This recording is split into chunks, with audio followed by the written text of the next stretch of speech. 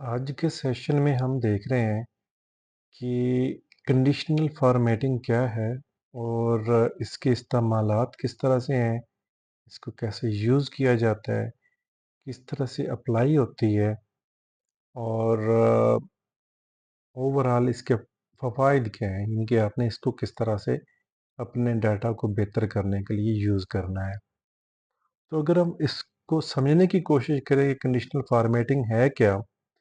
तो conditional formatting basically है कि हम एक्सेल को कहते हैं कि जी ये हमारी शराइत हैं और इसकी बेस पे हमारे डाटा को हाईलाइट कर दो। ठीक है, हाईलाइट क्या मतलब उसमें कुछ भी हम जो विद इन डिफाइंड लिमिट जो कि हम आगे चल के पढ़ेंगे कुछ भी से मतलब हमारा क्या है। तो हम एक्सेल को बता रहे होंगे कि ये हमारी लिमिट्स हैं और आपने एक्सेल अपने हमारे डाटा के साथ ये करना है।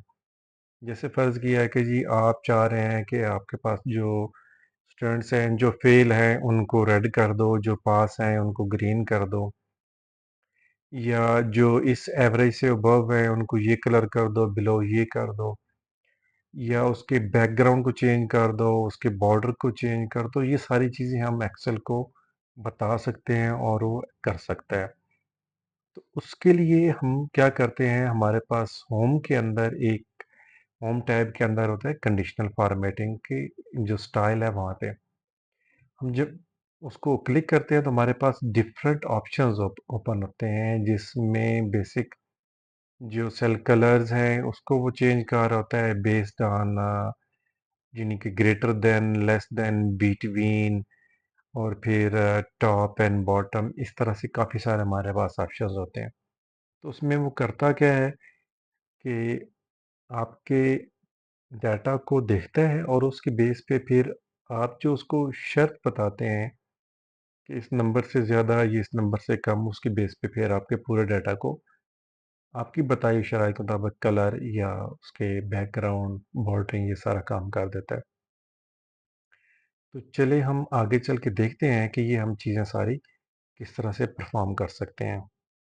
के लिए हम क्या करते हैं, हम पहले चेक करते हैं कि ग्रेटर देन किस तरह से वर्क करता है। तो हम जाते हैं कंडीशनल फॉर्मेटिंग के अंदर, फिर देन कलर हाइलाइट, और फिर हम ग्रेटर देन पे जाते हैं।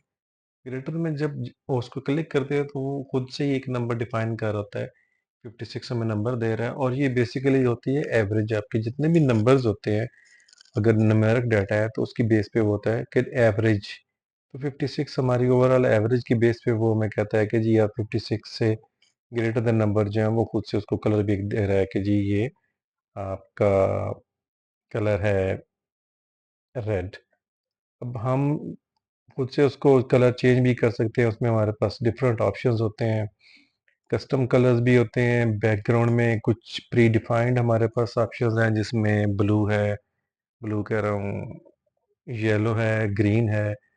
तो ये हमारे पास ऑप्शन आ रहे होते हैं।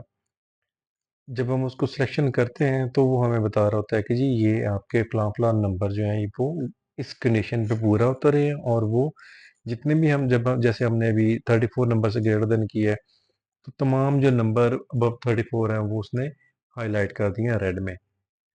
तो ये इस तरह से हमारे पास वर्किंग करता है।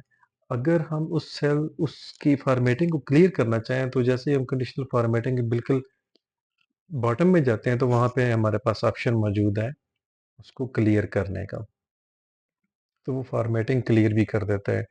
अब हम ज़रा अपना स्टाइल चेंज करते हैं, हम बजाय इसके कलर करने के हम वही सेम ग्रेटर देन 34 कर लेते हैं, और हम देख कह रहे हैं उसको कि जी आपने उन ग्रेटर देन 34 को बॉर्डर दे देना है। ठीक है? तो अब जब हम उसको बॉर्डर का कह रहे हैं तो वो उसको बॉर्डर भी अप्लाई कर रहा है कि ये आपके नंबर्स हैं जो कि ग्रेटर देन 35 हैं, और उनके बॉर्डर्स भी उसने डिफाइन कर दिए।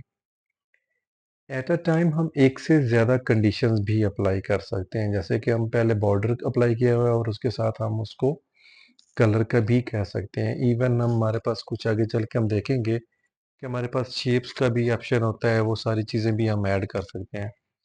लेट्स से हमने एक कंडीशन अप्लाई की है ग्रेटर देन की, और साथ में हम लेस देन की भी अप्लाई कर सकते हैं।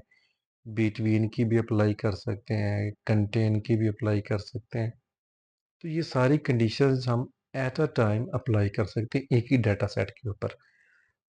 तो आप फ़र्ज़ करें जी आपके पास ये जैसे हमारा ये डाटा है कि आप उन स्टूडेंट्स को भी हाइलाइट करना चाह रहे हैं जो बिलो 35 है यानी कि फ़ेल हैं और उनको भी हाइलाइट करना चाह रहे हैं जो पास हैं। तो उन दोनों को आप अलग-अलग कलर दे सकते हैं। फिर इसी तरह अगर आप चाह रहे हैं कि जी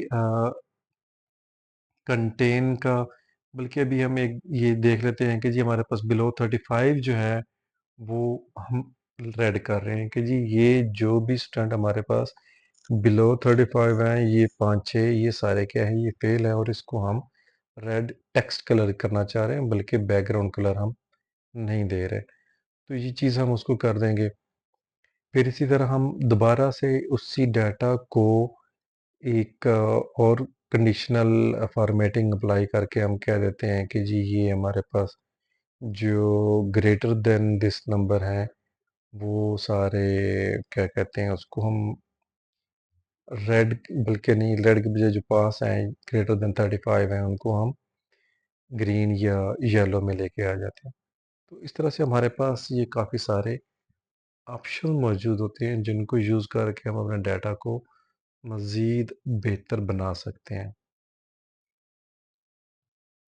अगर हम ये चेक करना चाहें कि हमारे पास कोई डाटा ऐसा है जो स्पेसिफिक नंबर के इक्वल हो, तो उसको भी हम चेक कर सकते हैं यानी कि नंबर हम उसको दे देंगे इक्वल टू आ जाएगा और फिर वो उसको हाईलाइट कर देगा।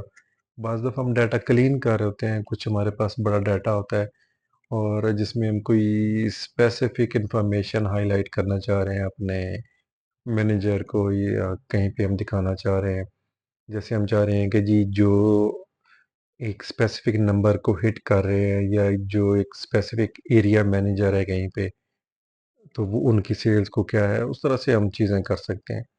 फिर हमारे पास कंडीशनल फॉर्मेटिंग के अंदर जब हम जाते हैं, तो ज़रूरी नहीं है कि हम सिर्फ़ कलर्स वही दें जो ऑलरेडी डिफ़ाइन है, हम अपनी मर्ज़ी के कलर भी कस्टम कलर के अंदर जाके तमाम कलर सेलेक्ट कर सकते हैं। तो वो हमारे लिए चॉइस होती है कि हमने सेल को कलर क्या देना है, बैकग्राउंड क्या करना है। तो ये हमारे पास काफ़ी सारी लिबर्टी यानी कि आज़ादी होती है। फिर इसी में एक जो इसमें ऑप्शन होता है वो होता है कि डुप्लीकेट चेक करने का। डुप्लीकेट का ये होता है कि आप किसी सेल पे जब जैसे कि हम अभी नेम के ऊपर अप्लाई करते हैं, जब हम इसको डुप्लीकेट का कहते हैं कि जी डुप्लीकेट को हाइलाइट करो, तो वो जैसे ही देखेगा कि ये डुप्लीकेट है तो उसको वो कलर दे देगा। डुप्लीकेट चेक करते हुए जो इम्पोर्टेंट चीज़ माइंड में रखने वाली है वो ये है कि एक्सेल एक स्पेस को भी, एक कॉमा को भी, एक डॉट को भी अलग से करैक्टर या अलग अलग से टेक्स्ट देखता है। तो ऐसे में फ़र्ज़ करें जी आपने कोई एक नाम लिखा ए डॉट, तो वो ए से डिफरेंट होगा, ठीक है। फिर इसी तरह अगर आपने कोई एक नाम लिखा ए और उसके बाद स्पेस दे दी, तो वो जो विदाउट स्पेस ए है उससे डिफरेंट होगा, तो वो दोनों एक दूसरे के साथ मैच नहीं करेंगे। तो इसलिए जब आपने डुप्लीकेट को एक्सेल के अंदर अप्लाई करना है तो ये चीज़ें आपने बहुत ध्यान से देखनी है ताकि आपके लिए परेशानी ना हो। तो जब भी आप डुप्लीकेट को अप्लाई कर रहे होंगे, चेक कर रहे होंगे, तो आप के माइंड में ये चीज़ होनी चाहिए कि मेरे टेक्स्ट में कोई एक्स्ट्रा स्पेस तो नहीं है और मेरे इस पे टेक्स्ट के अंदर कोई एक्स्ट्रा कॉमा या कोई डॉट कुछ इस तरह की चीज़ें तो नहीं है। जैसे आप देखते हैं कि जी साजिद हुसैन एक है और एक विदाउट एक डॉट के साथ है साजिद डॉट हुसैन और एक स्पेस के साथ है साजिद हुसैन। तो ये दोनों एक्सेल डिफरेंटली रीड करेगा। तो इन चीज़ों को आपने ध्यान में रखना है, तो आपके ये प्रॉब्लम नहीं आएगा। कंडीशनल फॉर्मेटिंग के अंदर जो एक और इम्पोर्टेंट कह लें कि सेक्शन है या रूल है वो है कि टॉप या बॉटम को आइडेंटिफाई करना। टॉप बॉटम क्या होता है कि आपके पास सपोज थाउजेंड्स स्टूडेंट्स हैं या थाउजेंड्स एम्प्लॉयज़ हैं और आप देखना चाह रहे हैं कि उनमें से टॉप कौन से हैं और बॉटम कौन से हैं, टॉप 10 कौन से हैं या टॉप 10% कौन से हैं। तो ऐसी कंडीशंस के लिए हम हाईलाइट अगर करना चाह रहे हो तो ये हमारे पास कंडीशन अप्लाई होती है। तो उसमें हम सिंपली कंडीशनल फॉर्मेटिंग और टॉप एंड बॉटम रूल्स में जाते हैं, तो फिर हमारे पास काफ़ी सारे ऑप्शंस हैं जिसमें टॉप 10 आइटम्स हैं, टॉप 10% है, फिर बॉटम 10 आइटम्स हैं, बॉटम 10% है, फिर अबव एवरेज है, देन बिलो एवरेज। तो इन सारे रूल्स को अप्लाई करके हम चेक कर सकते हैं कि हमारे डाटा के अंदर किस तरह का ट्रेंड है, कौन सा कस्टमर आप लेट्स से चेक करना चाह रहे हैं। आप किसी कंपनी में कस्टमर्स को एनालाइज कर रहे हैं, तो आप देखना चाह रहे हैं कि टॉप 10 कस्टमर्स कौन से हैं, तो आप सिंपली इस कंडीशंस को अप्लाई करके उनको हाईलाइट कर सकते हैं। एक और तरीका भी होता है कि आप उनको क्या कहते हैं सॉर्ट भी कर सकते हैं और फिर टॉप और बॉटम को ले सकते हैं। एक तो ये तरीका होता है। फिर अगर आप हाईलाइट करना चाहें कहीं आपने प्रेजेंटेशन देनी है, प्रेजेंट करना है, तो ऐसे में आप उनको हाईलाइट कर सकते हैं, तो वो फिर बार बार आपको सॉर्टिंग चेंज नहीं करनी पड़ेगी। फिर इसी तरह अगर आप चाह रहे हैं कि जी आप अपने डाटा को कुछ विजुलाइज करें, यानी कि ग्राफ्स की बेस पे विद इन सेल ग्राफ्स भी हम क्रिएट कर सकते हैं, बार चार्ट्स। और उसमें दो तरह के होते हैं, एक कलर की बेस पे होते हैं और एक उसकी हाइट की बेस पे होते हैं। तो ये चीज़ें भी यूज़ की जा सकती हैं डाटा को मज़ीद पीलिंग बनाने के लिए, उसकी प्रेजेंटेशंस को बेहतर करने के लिए, अंडरस्टैंडिंग बेहतर करने के लिए। ये सारी चीज़ें बड़ी आसानी से हम डाटा के लिए कर सकते हैं। कोई उसमें हमारी इतनी ज़्यादा मेहनत नहीं लग रही होती है। हमें सिंपली करना होता है कि जी टॉप इस रूल को अप्लाई कर दो और वो आपके डाटा को हाईलाइट कर देगा, बार्स बना देगा और बाकी सारी चीज़ें कर देगा। डाटा बार्स के अलावा हमारे पास एक और जो ऑप्शन होता है कलर स्केल्स का। कलर स्केल में ये होता है कि हम 2 या 3 कलर यूज़ कर सकते हैं और उसकी बेस पे हम अपने डाटा को हाईलाइट करते हैं। अब इसमें फंक्शन किस तरह से करता है कि एक हमारा मिनिमम कलर होता है, एक हमारा मैक्सिमम कलर होता है और एक हमारा मिड का कलर होता है। कि जो वैल्यूज़ हमारी मिनिमम पे आ रही होती हैं उसको हम वो एक्सेल मिनिमम वाला कलर दे देता है और फिर उसको आहिस्ता आहिस्ता कलर का शेड डार्क करता जाता है।